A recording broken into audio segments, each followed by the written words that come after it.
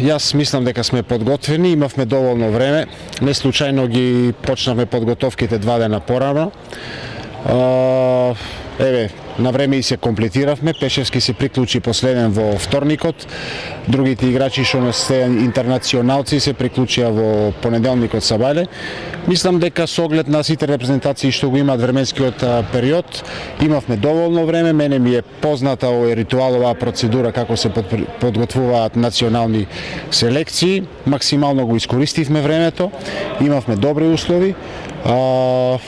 И јас можам слободно да кажам дека подготвени го дочекуваме надпреварот со данската репрезентација.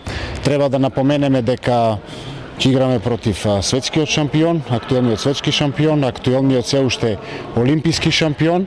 Мене како селектор, секако и на моите играчи, дека треба да ни биде чест и задоволство што можеме да отвориме некое поглавје на македонскиот ракомет, почнувајќи со можеби најдобрата репрезентација на денешницата. Спортски е да се надеваме. Како селектор и како капитен доделив јасни улоги, конкретни улоги. Играчите добија можеби и превише информации за кратко време.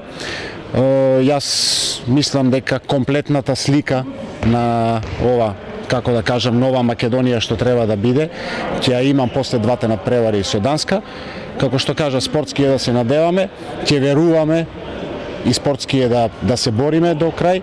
Меѓутоа, од друга страна, знаеме и треба да бидеме реални дека сепак Данска е можеби најдобрата светска репрезентација во моментот. Од она што го видовме на видеосесиите кои ги направивме повеќе од 10, покрај тоа што ја анализиравме Данска, можам слободно да кажам, кога нешто повторуваш и научивме некои нови работи, дури и јас, кој што сум многу долго во ракометот на високо ниво, и стварно беше задоволство и на самите играчи да анализираат, да гледаат, да се подготвуваме за нив, но во исто време и да научиме нови работи. И увидовме дека не случајно се и 2019 и 2021 светски шампиони и актуелни се уште олимписки прваци.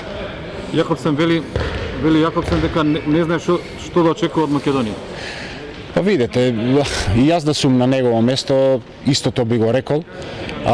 Ние ќе промениме некои работи, меѓутоа утре на лице место ќе видиме колку можеме тоа да го примениме на самиот терен. Едно е тренинг, едно е да се договарате, направи вака, ти постави се вака, меѓутоа самиот терен е друга работа, и затоа велам дека дури во понеделник вечер, тоест понеделник попладне, јас како селектор и стручниот штаб имаме комплетна слика за да можеме крајот на април и почетокот на мај максимално спремно да ги дочекаме можеби и 2 најважни надпревари за пласман на Европското првенство во Унгарија и во Словачка.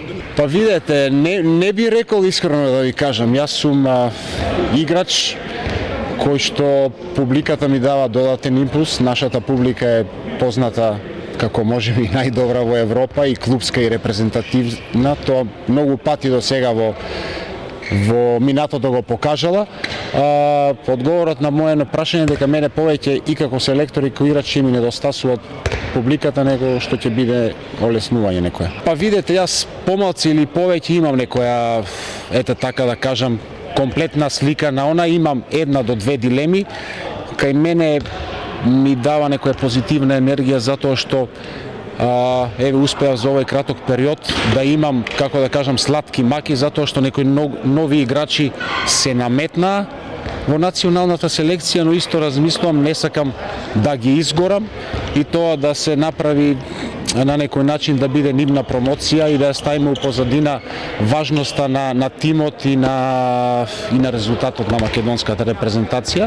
Ќе се базирам на поискусните, но меѓутоа секако дека ќе има некое изненадување, меѓутоа да оставиме да помине и последниот тренинг и утре да се наспијат, да се разбудат сабајле, да видиме каква е ситуацијата со докторот и физиотерапевтите, и дефинитивно, меѓутоа помалци или повише знам што имам на располагање.